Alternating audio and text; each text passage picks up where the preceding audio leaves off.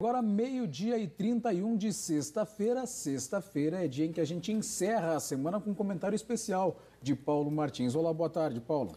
Boa tarde, boa tarde. Olha, a mentira é uma depravação. E depravação significa, entre outras coisas, falta de rigidez moral, de decoro. Eu digo isso em razão de estar se avizinhando uma data histórica que dissociados da verdade insistem há anos de chamar de golpe, o golpe de 31 de março, praticado por militares. Nessa afirmação, envolvendo a posição de militares, juntam outra depravação em torno do que se conhece por revolução. E explico. Primeiro, que nem o dia certo do movimento que inspirou a tomada de posição contra a tentativa de implantarem o comunismo do Brasil, os acusadores sabem. E me cabe corrigir esta falsidade, informando que não foi no dia 31 de março. A tentativa de agitar a intenção, depois de dias de bagunças no país, se deu em 1º de abril.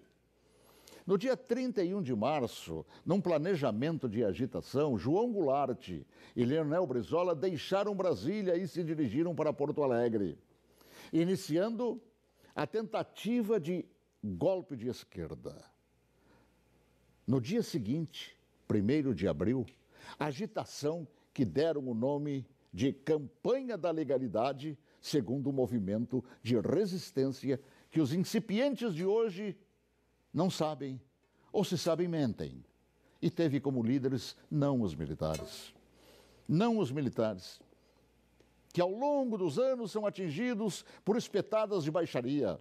A liderança daquele movimento revolucionário pertenceu a civis que inspiraram o povo brasileiro a sair às ruas aos milhares em todas as capitais, em passeatas que ficaram conhecidas como Marcha da Família com Deus pela Liberdade. E os civis que promoveram e lideraram a revolução foram os governadores, civis, repito, do Paraná, Ney Braga, de Minas Gerais, Magalhães Pinto, da então Guanabara, Carlos Lacerda, do Rio Grande do Sul, Hildo Meneghetti, de São Paulo, Adhemar de Barros, de Santa Catarina, Celso Ramos, além dos jornalistas Roberto Marinho, do Globo, e Assis Chateaubriand, dos diários e emissoras associados, esta última empresa para a qual eu trabalhava.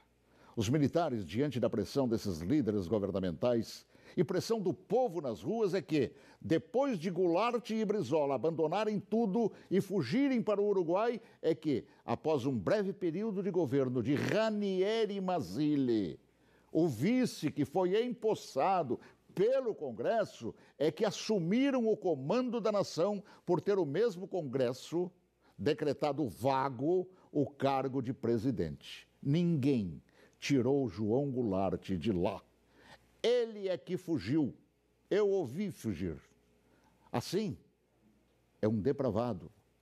Todo aquele que mente sobre o que chama de golpe. E que foram os militares que assim determinaram, pois golpe é o que queriam os sociopatas implantar. E rótulo de depravados, tanto aqueles como os que hoje repetem a mentira por uma razão, uma simples razão.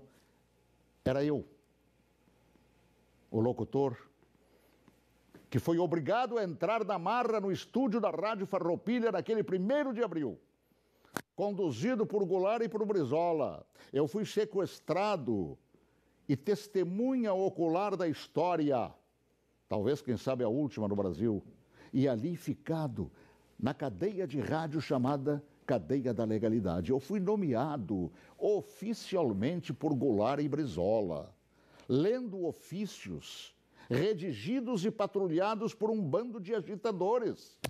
Eu acompanhei toda a história, também depois, através do tempo, e todos os seus capítulos não cabem aqui. Mas digo mais, todos os jornais brasileiros apoiaram os governadores civis, líderes daquele movimento, assim como apoiaram os militares depois que assumiram para botar ordem no país. Todos os grandes jornais brasileiros, com exceção do chamado última hora. E os militares, após assumirem e resgatarem a ordem atropelada pelo comunismo, transformaram o Brasil, naquela época da 49ª economia do mundo, na 8ª economia do mundo. Assim, pela verdade dos fatos, que se honre neste fim de semana os 55 anos do movimento que evitou nos transformarem numa Venezuela de hoje, na qual o povo não conta nem com papel higiênico. Boa tarde, se Deus quiser, até logo mais, às 18h40, com espaço de ponto de vista. Olha que eu conheço inúmeras histórias suas, Paulo Martins, mas essa eu confesso que eu desconhecia. E essa é verdade, porque eu fui testemunho ocular de tudo. A gente que estuda jornalismo tantos anos ouve falar de diários associados. Jamais imaginei, Paulo, que você estava lá testemunhando tudo isso. Estava lá, no batente, cobrindo, inclusive, isso que hoje mentem por todo o Brasil. Paulo, escreve um livro que eu quero ler. Tá bom? Já comecei. Então tá bom. Bom, a gente vai ficando por aqui.